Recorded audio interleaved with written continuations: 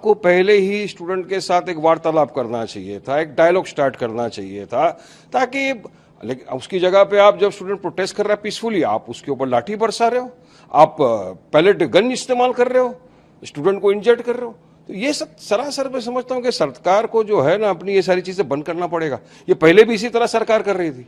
आपने देखो एडवोकेट का जब भी आंदोलन हुआ उसके ऊपर आपने लाठी बरसा दिया, CAA के आंदोलन पे आपने लाठी बरसा दिया, आप यहाँ पर उसमें जामिया के अंदर लाइब्रेरी में घुस के आपने मारा, एक लड़की की आंख फोड़ दिया आपने, यहाँ स्टूडेंटों के ऊपर ये। तो ये तमाम चीजें जो सरकार को नहीं करना चाहिए। आज स्टूडेंट अपने हक इंसाफ के लिए रास्ते पे उतरा, और देखिए पूरे इंडिया में नहीं पूरे वर्ल्ड के अंदर चल गया ये प्रोटेस्ट, और इनको आखिरकार सरकार को मानना पड़ा इनकी बात, क्योंकि ये हमारा भारत देश का ये युवा एक फ्यूचर है, हमारा भारत देश का फ्यूचर है हमारा युवा। ये बाहर से नहीं आया, आप इसके ऊपर इस तरह से डंडे लाठी नहीं बरसा सकते थे।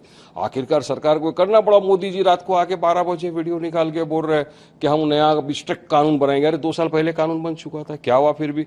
और इतना ही नहीं, जो मास्टर माइंड बता रहे थे लोग, जो नीट पेपर लीक का, उसको तो CBI ने क्लीन चिट दे दिया। तो इसको ये सब स्टूडेंट के अंदर एक आक्रोश था कि हमको अकाउंटेबिलिटी फिक्स करो, हमारी जो मांगे सरकार मानना चाहिए, हमारी मांगों को सरकार को फौरी तौर से एक्सेप्ट करना चाहिए था। अब आज ये हुआ है। अब देखिए, मुबारकबादी देता हूं पूरे जेंजी को। जेंजी ने दिखा दिया अपनी ताकत, जेंजी ने बता दिया कि संवैधानिक तरीके से नॉन वायलेंट प्रोटेस्ट से भी अपनी बातों को मनवाया जा सकता है। सरकार को बात माननी पड़ी आखिरकार उनकी। सर, NTA ने जो है अपने 47 अधिकारियों को सस्पेंड किया है नीट पेपर लीक मामले में, और जंतर मंतर में जो विद्यार्थी कर रहे हैं उस मामले में। ये देखिए, सस्पेंड करना, यहाँ से वो डिपार्टमेंट में भेजना, ये सब कैसा चलेगा? आप एक डिपार्टमेंट के अंदर गफलाबाजी की, अब दूसरे डिपार्टमेंट में आपको भेज, प्रधान ने रिजाइन कर दिया है। उसके बाद ये प्रोटेस्ट अपना किस तरह करते हैं, किस तरह रैली निकालते हैं, पता नहीं। लेकिन मैं तो अपनी जानिब से स्टूडेंटों को बधाई देता चाहता हूँ, और बोलूँगा बिल्कुल आपने अच्छी से संवैधानिक तरीके से अपनी बात रखी, और हम तो स्टूडेंट के इस हक की, इंसाफ की, सच्चाई की लड़ाई में उनके साथ खड़े थे, खड़े रहेंगे इंशाअल्लाह। Sir, TMC MP Kalyan Banerjee का कहना भी यही है कि ये धर्मेंद्र प्रधान जो यूनियन मिनिस्टर है, उन्हें जो है इस्तीफा दे देना चाहिए, नहीं तो देश जो है वो रुक जाएगा, इसलिए उनको इस्तीफा दे देना। अब तो हो गया ना। अब उनने क्या बोला उसके बारे में मेरे को क्यों पूछ रहे? उनको जाके सवाल करो ना। दे दिया इस्तीफा, अभी क्या है? सर, राज्यसभा में जो है वंदे मातरम बिल पेश किया गया, उस दौरान मतलब जो भी वंदे मातरम का अपमान करेगा उसको क्रिमिनलाइज माना जाएगा, लेकिन इससे लेकर अपोजिशन ने जो है विरोध किया। देखिए, अभी बिल पेश हुआ है, उसके ऊपर आर्ग्यूमेंट होगा, उसके ऊपर बहस होगी, लेकिन हमारा तो पहले से मानना था, आज भी हमारा यही बोलना है कि हम वंदे मातरम का आदर करते हैं, हम सम्मान करते हैं। लेकिन आप जबरन ठोप नहीं सकते किसी के ऊपर कि आपको ये पढ़ना ही पड़ेगा, नहीं तो आप एंटी नेशनल लोग, आप पेट्रियोटिक नहीं रहे। क्योंकि वंदे मातरम में कुछ ऐसी पंक्तियां हैं जो एक मुसलमान के लिए पढ़ना सही नहीं है, वो एक शिर्क के अंदर आता है। कि हमारा मानना है हम सिर्फ अल्लाह की वंदना करते हैं, हम अल्लाह की इबादत करते हैं, मगर इसमें कुछ ऐसी पंक्तियां हैं जो एक मुसलमान के लिए शिर्क माना जाता है, नहीं बोल सकता मुसलमान। और इतना ही नहीं, सुप्रीम कोर्ट ने भी कहा, अभी मार्च 2026 का लेटेस्ट अब सुप्रीम कोर्ट का उसमें लिखा है कि जो नेशनल एंथम है, जन गण मन, और नेशनल फ्लैग, वो मैंडेटरी।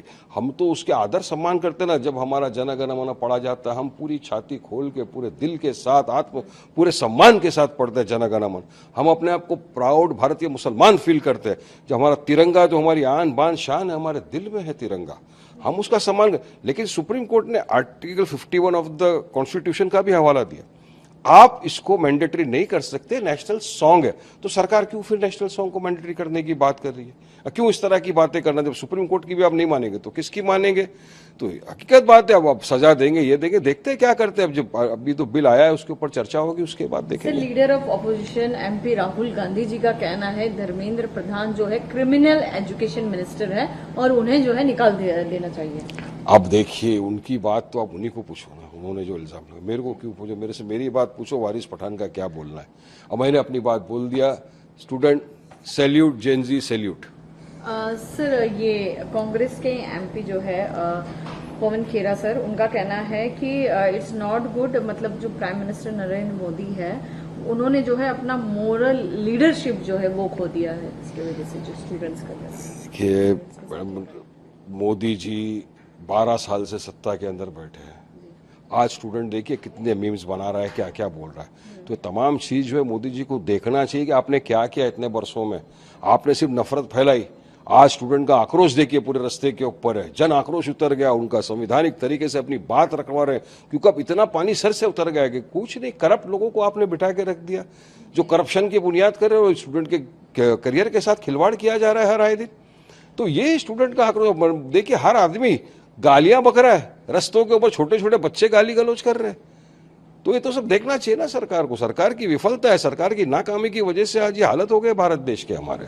सर स्टूडेंट्स ने जो है इतना प्रोटेस्ट किया, अपोजिशन इतना रास्ते पर उतरे सर, लेकिन आपकी पार्टी जो है वो रास्ते पर दिखी नहीं। देखिए, मैं पहले भी कहा था, आज भी, और हमारे पार्टी प्रेसिडेंट ने भी कहा है कि हम स्टूडेंटों के जो जायज मांगे है, जो उनका हक इंसाफ की बात है, हम उनकी लड़ाई में उनके साथ कांधे से कांधा मिलाकर खड़े थे, खड़े रहेंगे।